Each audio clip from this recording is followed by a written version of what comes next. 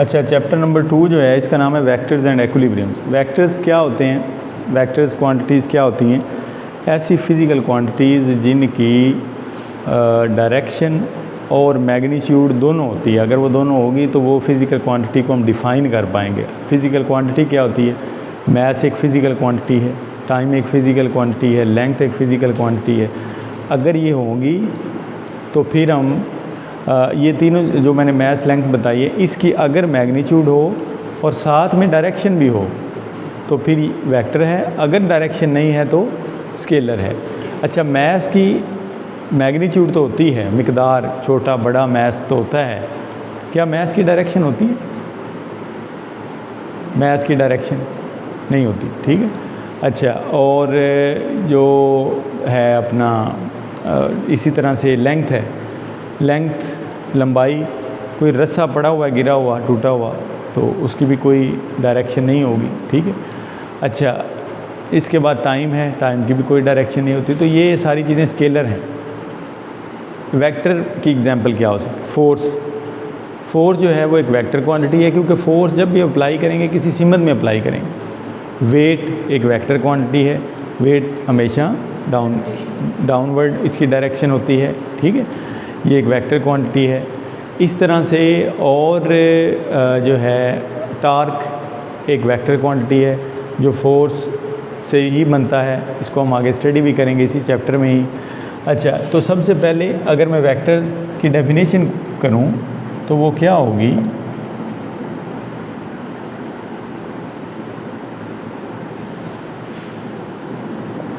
दी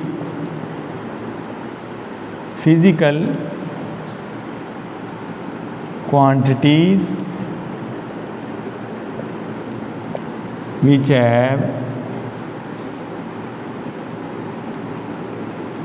magnitude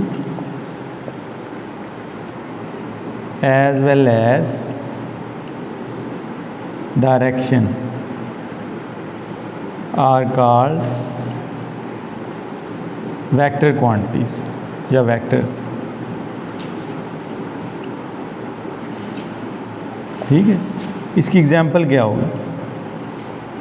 examples, force, इसमें torque आ गया, इसमें वेलोसिटी आ गई, एक्सेलरेशन आ गया, ये सारी की सारी जो है ना ये आ गई, ठीक। अच्छा, इसके बाद क्या है जी? इसके बाद है स्केलर। स्केलर क्या होता है? Scalar quantity, the physical quantities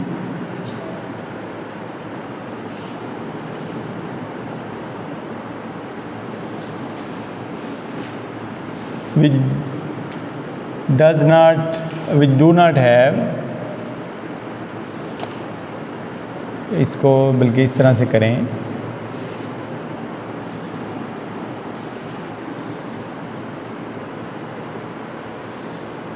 which have only magnitude,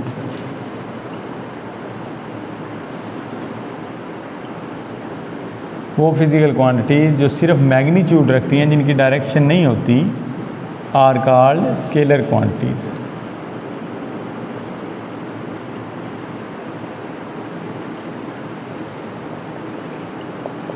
ठीक है।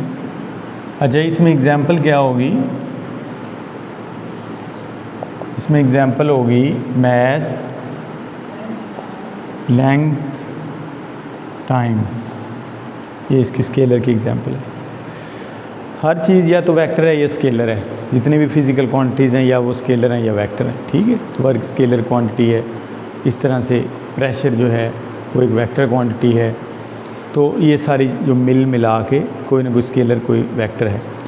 अच्छा, इसके बाद है जो नेक्स्ट छोटा सा टॉपिक है वो है रेक्टेंगुलर कोऑर्डिनेट सिस्टम। इसको देखें, ये क्या होता है रेक्टेंगुलर कोऑर्डिनेट सिस्टम?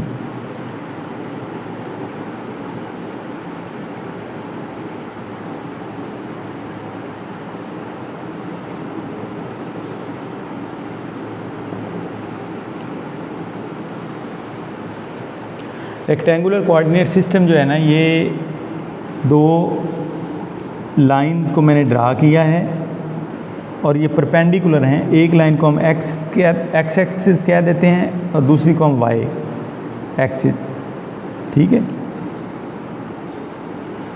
दोनों के दरमियान 90 का एंगल बन रहा है, यहाँ पे भी 90 है, ये सारे एंगल 90 के बन रहे हैं। अच्छा, ये जो टू लाइंस हैं जो इस तरह से ड्रा की जाती हैं, जहाँ पे ये एक दूसरे को कट करती हैं, ये वाला जो पॉइंट है ये ओरिजिन कहलाता है। अच्छा, इसमें ये 2 डायमेंशन, यानी कि 2 लाइन है तो 2 डायमेंशन है। इसमें थर्ड लाइन भी होती है एक, जो इस तरह से बाहर की तरफ ड्रा होगी ऐसे। इस चीज़ को कहते हैं रेक्टेंगुलर कोऑर्डिनेट सिस्टम। अच्छा, लेकिन ये इतना सिंपल नहीं है जितना मैंने आपको बता दिया कि 2 लाइनें हमने ड्रा कर ली हैं और मसलन रेक्टेंगुलर कोऑर्डिनेट सिस्टम बन गया। इसके अंदर पूरी की पूरी फ़िज़िक्स इसके अंदर है। मसलन इसकी मैं मिसाल देता हूँ, ये हमें पेपर पे हर फिज़िक्स की हर क्वांटिटी को पेपर पे बयान करने में हेल्प करेगा। मसलन मैंने पेपर पे वेलोसिटी को लिखना है, तो मैंने पेपर में जब वेलोसिटी को लिखना है तो वेलोसिटी की आपको पता है डायरेक्शन भी होती है। पेपर पे कैसे डायरेक्शन शो करेंगे, रेक्टेंगुलर कोऑर्डिनेट सिस्टम हमें बताएगा। अगर हम एक्स एक्सिस की तरफ जा रही है गाड़ी तो एक्स एक्सिस की डायरेक्शन है, वाई भी जा रही है वाई की है, जेड में जेड, ठीक है।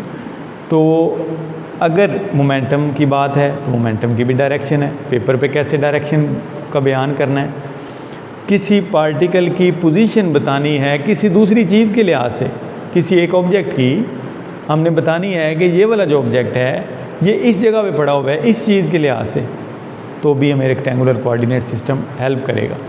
रेक्टेंगुलर कोऑर्डिनेट सिस्टम जो है ना, इसको अपनी मर्ज़ी से ड्रा कर सकते हैं, ओरिजिन अपनी मर्ज़ी से ले सकते हैं। अगर इस कमरे की बात करें तो इस कमरे की वो जो कोना है उसको हम ओरिजिन कंसीडर कर सकते हैं।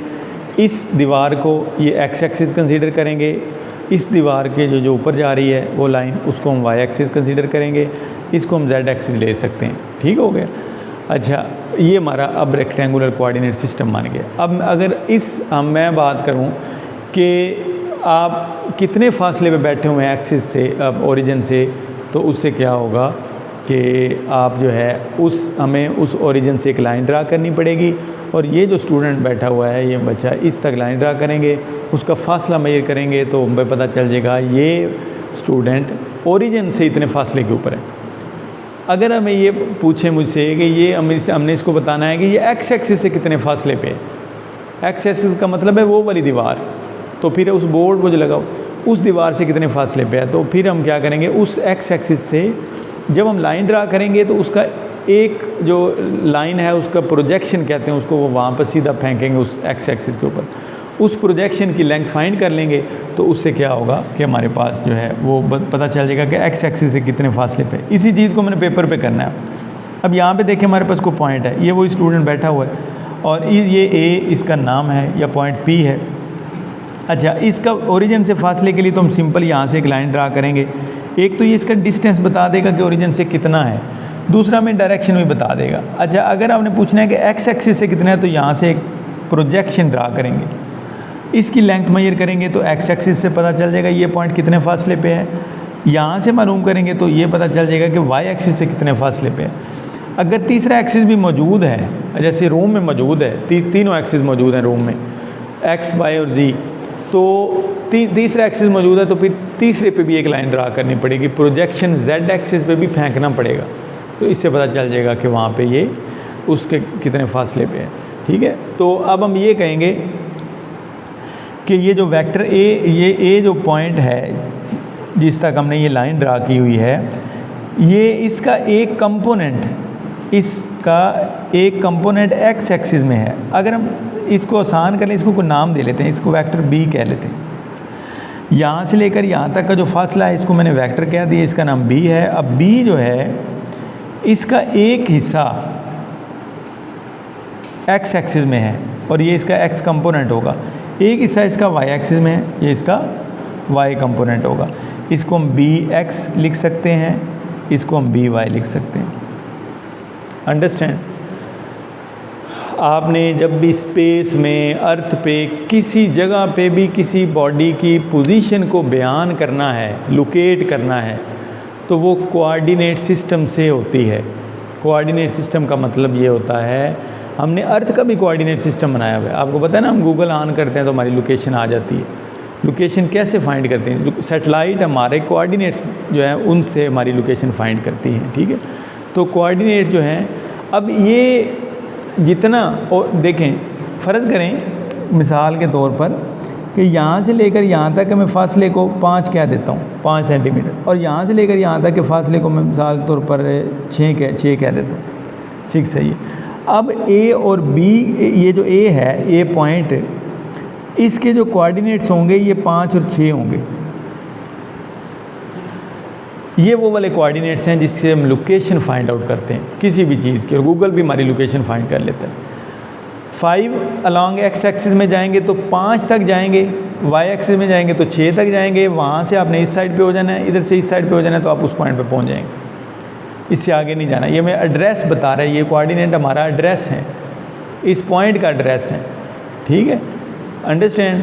अगर आपकी लोकेशन मालूम करनी हो तो उस के लिहाज से तो हमें बताना होगा कि आप उस दीवार से कितने फासले पे हैं और इस दीवार से कितने फासले पे हैं। ये आपकी लोकेशन के कोऑर्डिनेट्स हैं, ठीक है। इस कॉलेज की लोकेशन है, इसके कोऑर्डिनेट्स मसलन कि ये कॉलेज जो मिसाल के तौर पर पढ़ने वाली है, ये फालिया से कितने फासले पे है, डिंगा से कितने फासले पे है, गुजरात से कितने फासले पे है। ये अगर हम तीनों चीज़ें बता दें तो इसके कोऑर्डिनेट्स, तो हम ये इसके कोऑर्डिनेट्स होंगे कि इतने किलोमीटर फालिया से है, इतने किलोमीटर गुजरात से है, इतने किलोमीटर डिंगा से है, ठीक है। तो जो बंदा इधर से आ रहा है उधर से उसको आइडिया हो जाएगा कि इतने किलोमीटर के बाद ये जगह आ जाती है, ठीक है। ये कोऑर्डिनेट्स हैं। तो कोऑर्डिनेट सिस्टम जो है ये सिंपल भी है, लेकिन इसके अंदर ये सारी हमारी फ़िज़िक्स इसके अंदर छुपी हुई है। जब हमने वेक्टर्स को कंपोनेंट्स में डालना है, कंपोनेंट्स उसके बनाने हैं, तो हम उस वक्त जो है वो उसके कंपोनेंट्स जब लिखेंगे तो वो कंपोनेंट्स में लिखेंगे कि इसका एक कंपोनेंट x में है तो वो उसके साथ x एक्सिस भी लगाएंगे कि यानी कि इसका कितना हिस्सा x में है, कितना y में है और कितना z के अंदर है। तीनों को कंपोनेंट्स जब हम लिखेंगे तो उसके साथ साथ उसके साथ हम x y z लिखेंगे, मेंशन करेंगे उसको। तो कोऑर्डिनेट सिस्टम अब हमारी जान नहीं छोड़ेगा, ये आगे हर बार हम इसको यूज़ करेंगे और ये बार बार हमारी हेल्प भी करेगा, हमें न्यूमेरिकल सॉल्व करने में भी, हमें हर जगह पे भी। जब हमने क्वांटिटीज़ को बयान करना है, डिस्क्राइब करना है, ख़ास तौर पर वेक्टर क्वांटिटीज़ को, तो उस टाइम पे हम जो है इसका सहारा लिए बगैर हम आगे नहीं बढ़ सकते। तो फ़िज़िक्स का एक इम्पॉर्टेंट जो टॉपिक है वो रेक्टेंगुलर कोऑर्डिनेट सिस्टम है। इसे रेक्टेंगुलर क्यों कहा गया है? क्योंकि ये रेक्टेंगल वाली शेप इसकी बन रही है। कोऑर्डिनेट सिस्टम इसके अलावा भी होते हैं, स्फेरिकल भी होता है, सिलेंड्रिकल भी होता है, लेकिन ये सिंपल रेक्टेंगुलर कोऑर्डिनेट सिस्टम है। इसके 3 हिस्से होते हैं, x, y और z, ठीक है। यही जो है ना ये हमारे पास हो गया, अंडरस्टैंड, ठीक है। मेरे ख्याल में आज जो है ना यहाँ पे ही स्टॉप करते हैं।